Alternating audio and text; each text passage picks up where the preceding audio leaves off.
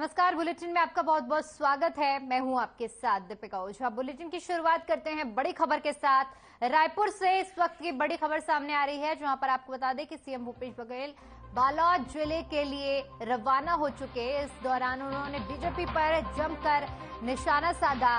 उन्होंने कहा पाटन और दुर्ग को छोड़कर कोई भी विधानसभा में विकास नहीं हुआ है। उनके समय में मोबाइल बांटे जाते थे, हम सीधा उनके खातों में पैसा दे रहे हैं।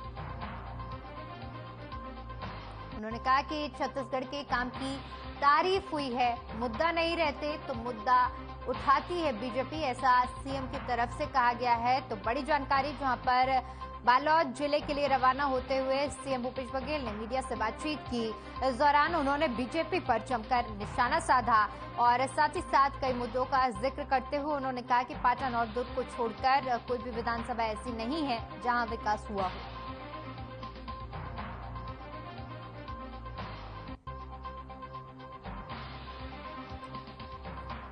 बालोद जिले के लिए सीएम भूपेश बघेल रवाना हुए। इस दौरान उन्होंने अपना बयान देते हुए कहा कि पहले फोन में बांटे जाते थे पैसे, अब हम सीधा पैसे देते हैं। और साथ ही साथ विकास कार्यों की भी बात करते हुए उन्होंने कहा कि पाटन और दुर्ग को छोड़कर कोई भी विधानसभा ऐसी नहीं है जहां विकास हुआ हो।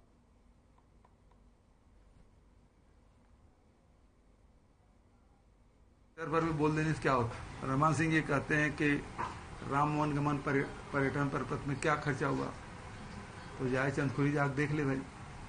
श्री नारायण चल दे, राजिम में चल दे, और अन्य जगह जहाँ काम चल रहे हैं वहाँ जाके देख ले। केवल ट्विटर पर भी बोल देने से क्या होता है। 15 साल मुख्यमंत्री रहे, कभी चंदखुरी गए नहीं, जहाँ कौशल्या माता का के मंदिर है, वहाँ तो गए नहीं, अब जाके देख ले। तो ये लगातार उसी प्रकार से गिरिराज सिंह आरोप लगा रहे हैं, अरे इनके समय में तो मोबाइल बांटने में, टिफिन बांटने में, राशन कार्ड बनाने में, चप्पल खरीदने में, सब में कमीशनखोरी हुई। हमारे समय में सीधा हितग्राहियों के खाते में जा रहा पैसा। बेरोजगारी भत्ता भी एक ठीक से बांट नहीं पाए, हम तो सीधा उनके खातों में पैसा ट्रांसफर कर रहे हैं।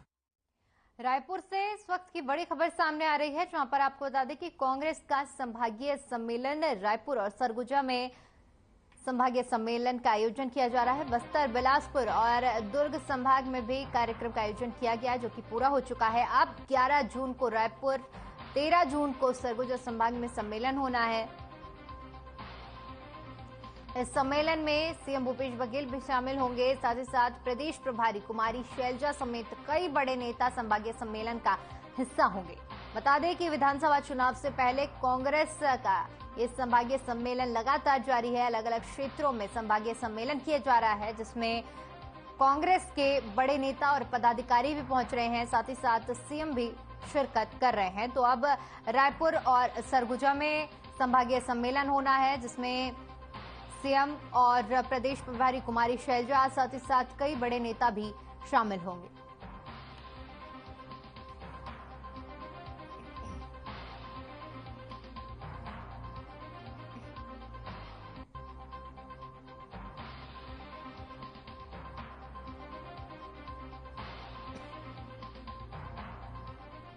उधर गोडसे को लेकर एक बार फिर से बीजेपी और कांग्रेस में संग्राम छिड़ गया है। छत्तीसगढ़ कांग्रेस के संचार प्रमुख सुशील आनंद शुक्ला ने केंद्रीय मंत्री गिरिराज सिंह के बयान पर पलटवार करते हुए कहा कि केंद्रीय मंत्री गिरिराज सिंह ने गोडसे का महिमा मंडल करके एक बार फिर से राष्ट्रपिता का अपमान किया है। यह बीजेपी का गोडसेवादी चरित्र है। बीजेपी के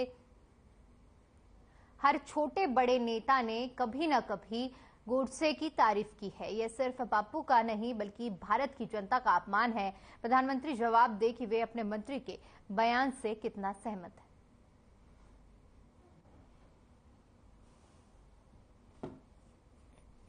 गोडसे पहला आतंकवादी खून किया था। महात्मा गांधी की हत्या के दाग गोडसे के दामन पे लगे हुए।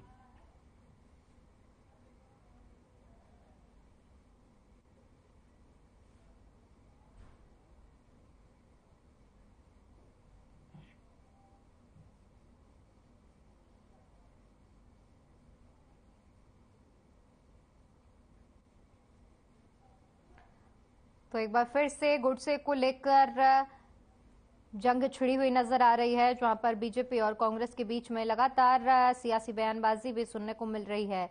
बता दें कि बीते दिनों केंद्रीय मंत्री गिरिराज सिंह की तरफ से बयान आया था और अब उस पर ही सियासत छिड़ते हुए कांग्रेस की तरफ से भी बयान सामने आ रहे हैं।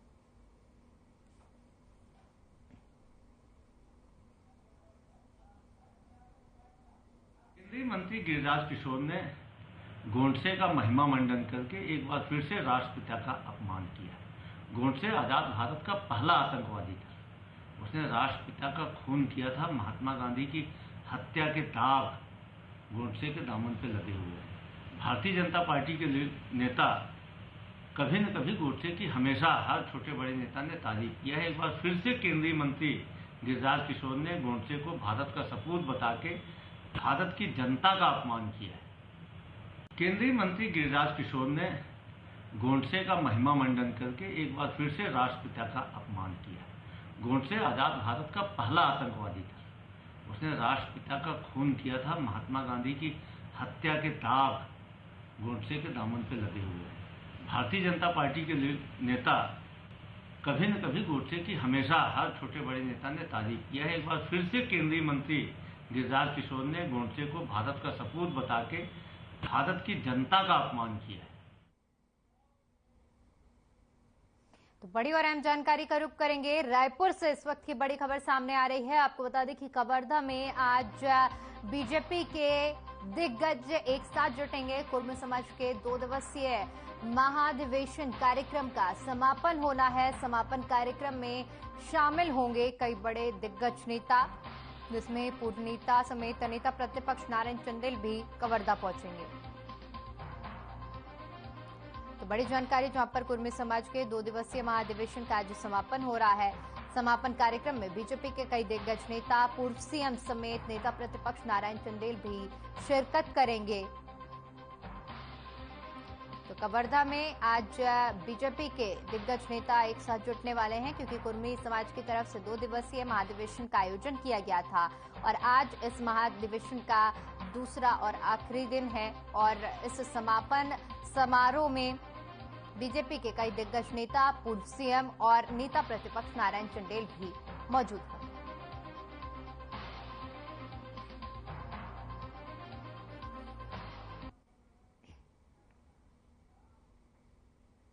वहीं कांग्रेस सरकार के आबकारी मंत्री और कुंटा विधायक कवासी लखमा द्वारा बीजेपी नेताओं के ऊपर अभद्र भाषा का उपयोग किया गया, जिसके खिलाफ भारतीय जनता युवा मोर्चा जिला बस्तर ने कोट चौक जगदलपुर में आबकारी मंत्री कवासी लखमा का पुरजोर विरोध कर उनका पुतला दहन किया। जिलाध्यक्ष अविनाश श्रीवास्तव ने कहा कि कांग्रेस सरकार के आबकारी मंत्री ने पूरी माताओं समेत समस्त महिलाओं का अपमान किया है, जो कि किसी भी तरह से उचित नहीं है।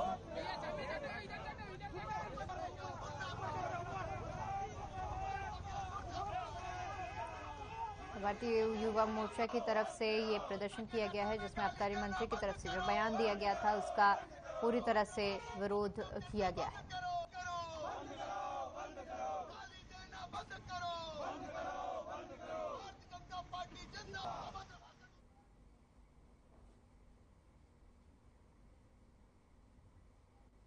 जो लगातार अभद्र भाषा का प्रयोग करते रहते हैं, लेकिन भूपेश बघेल जी आज तक कवासी लखमा को हटाने की जिले को वो नहीं जुटा पाए हैं। इसे साफ पता लगता है कि कांग्रेस सरकार, कांग्रेस की जो पार्टी है, किस प्रकार से असंस्कारी नेताओं को, असंस्कारी मंत्रियों को अपनी पार्टी में, अपने संगठन में जगह दे रखी है।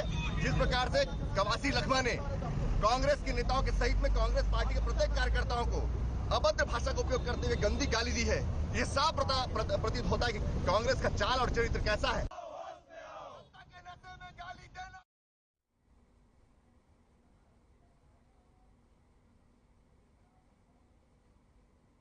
खबर पंखाजूर से है, जहां पर पिछले दिन अंतगढ़ में प्रदेश के उद्योग और आबकारी मंत्री कवासी लखमा की ओर से बीजेपी कार्यकर्ताओं के प्रति विवादित बयान देने पर पंखाजूर में जिला उपाध्यक्ष असीम राय के नेतृत्व में आबकारी मंत्री का पुतला दहन किया गया, जिसमें भारतीय जनता पार्टी के कार्यकर्ताओं ने मुर्दाबाद के नारे लगाए। पंखाजूर से प्रदीप कुमार विश्वास की रिपोर्ट देखिए।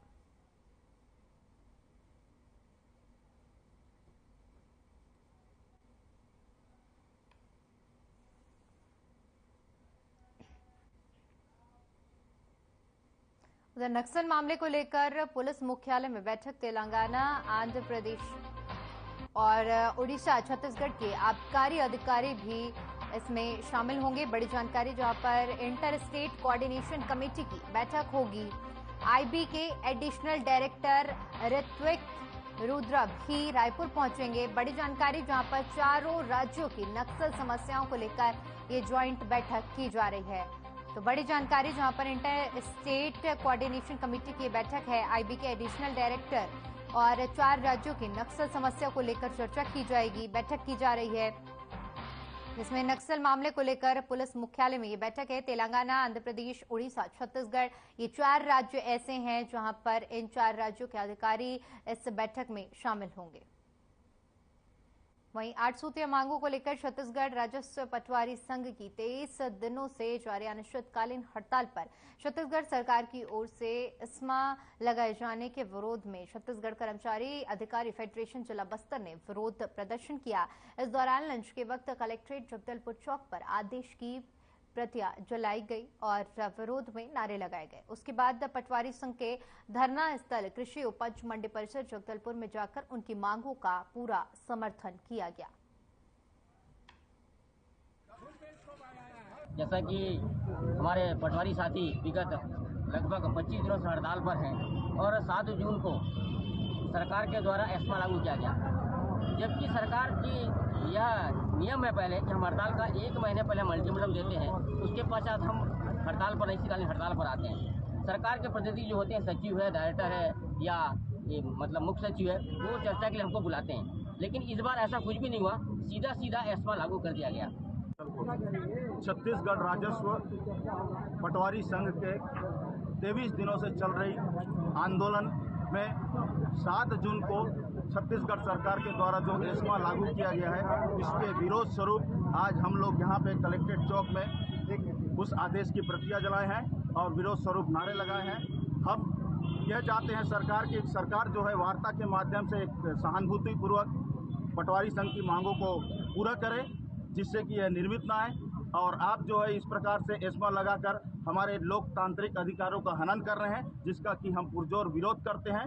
मांगों को सरकार का नकार, इस प्रकार का रवैया और हमारे आवश्यक मांग को ध्यान ना देना कहीं ना कहीं प्रशासन की लापरवाही को दर्शाता है। और जिस प्रकार सरकार को ये बोला जाता है कि संवेदनशील सरकार, पूरी तरह से संवेदनशील सरकार नहीं है, ये असंवेदनशील काम कर रही है। जो अपने जनता को सेवा देने वाले सेवक पटवारियों को आवश्यक मांगों को पूरा ना करना, शासन की इस प्रकार की नीति जो एस्मा लगाना घोर निंदा करते हैं। और हम लोग पूरे साथी हड़ताल पे पूरी मजबूती के साथ शासन के इस नियम के विरोध में और हमारा आंदोलन क्रांति निर्देश अनुसार सभी जिलों में। रायपुर से बड़ी खबर सामने आ रही है, जहां पर आपको बता दें कि व्यापम की परीक्षाओं के लिए आप प्रोफाइल जरूरी होगी। प्रोफाइल बनाने के बाद आवेदन करने में आसानी होगी, बार बार जानकारी भरने की समस्या से निजात मिलेगी। बताते चले कि 7,80,117 से अधिक अभ्यर्थियों ने अपना प्रोफाइल बनाया है। तो रायपुर से इस वक्त की बड़ी खबर सामने आ रही है, जहां पर व्यापम की परीक्षाओं के लिए प्रोफाइल जरूरी होगी। तो नगर पालिका परिषद और त्रिसत्रीय पंचायत चुनाव को देखते हुए मतगणना स्थल, नियंत्रण कक्ष और मतदान केंद्र का निरीक्षण किया गया। इस दौरान अधिकारियों को आवश्यक दिशा निर्देश भी दिए गए। नगर पालिका परिषद बेमेतरा के वार्ड क्रमांक 6 मोभट्टा और त्रिसत्रीय पंचायत जिला बेमेतरा में उपनिर्वाचन 2023 संचालन के लिए नियुक्त प्रेक्षक राम अवतार दुबे और वन संरक्षक कार्य आयोजन मंडल बिलासपुर ने जिला मुख्यालय बेमेतरा स्थित निर्वाचन कार्यालय की व्यवस्था, मतगणना स्थल का अवलोकन किया और कार्यालय द्वारा निर्वाचन के लिए की जा रही तैयारियों और व्यवस्थाओं की जानकारी भी ली।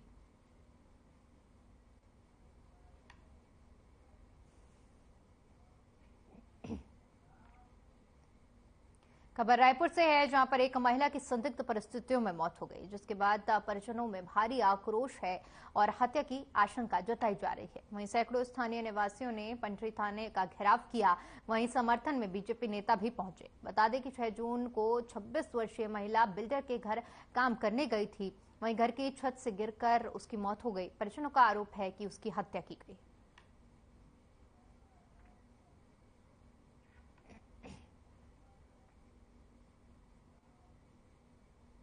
10वीं और 12वीं की परीक्षाओं में टॉप स्थान हासिल करने वाले छात्र छात्राओं के लिए हेलीकॉप्टर की सवारी शुरू हो चुकी है।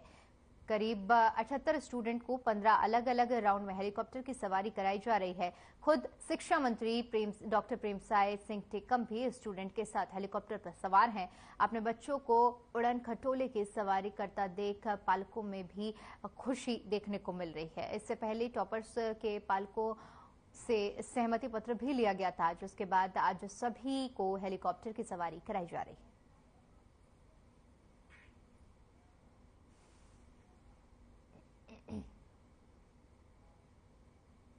वहीं अवंती विहार स्थित विरासत अपार्टमेंट में आग लगने की खबर सामने आ रही है, जहां पर आग बुझाने के लिए मौके पर फायर ब्रिगेड की टीम पहुंची और 5वें माले में स्थित फ्लैट में आग लगी थी। बताते चले कि पुलिस अधिकारी मौके पर पहुंचे।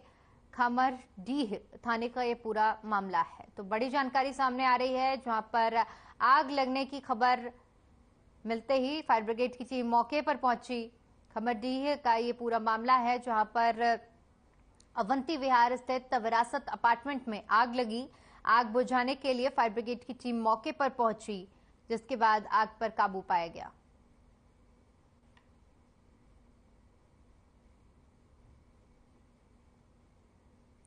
तो बड़ी जानकारी जहां पर अवंती विहार स्थित विरासत अपार्टमेंट, ये तस्वीरें हम आपको दिखा रहे हैं, जाके 5वें मंजिल में आग लगी है। और तस्वीरों में आप देख सकते हैं कि किस तरह से आग लगी, जिसके बाद दमकल और पुलिस को आग की सूचना दी गई। इसके बाद दमकल विभाग ने मौके पर पहुंचकर आग पर काबू पाया।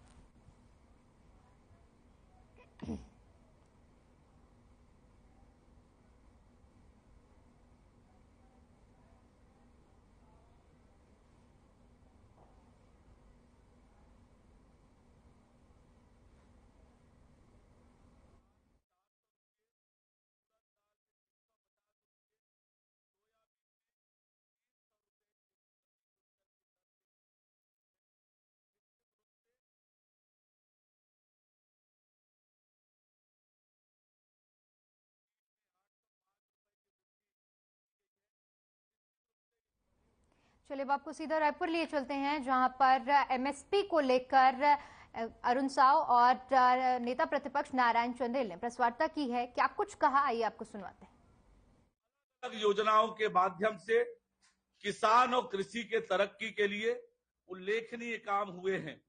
चाहे राष्ट्रीय कृषि योजना का मामला हो, राष्ट्रीय खाद्य सुरक्षा मिशन का मामला हो, प्रधानमंत्री किसान सम्मान निधि का मामला हो, प्रधानमंत्री फसल बीमा योजना के माध्यम से हो, किसानों की तरक्की हो, किसानों को लाभ मिले, किसान सशक्त बने, ताकि हमारा देश भी सशक्त बने।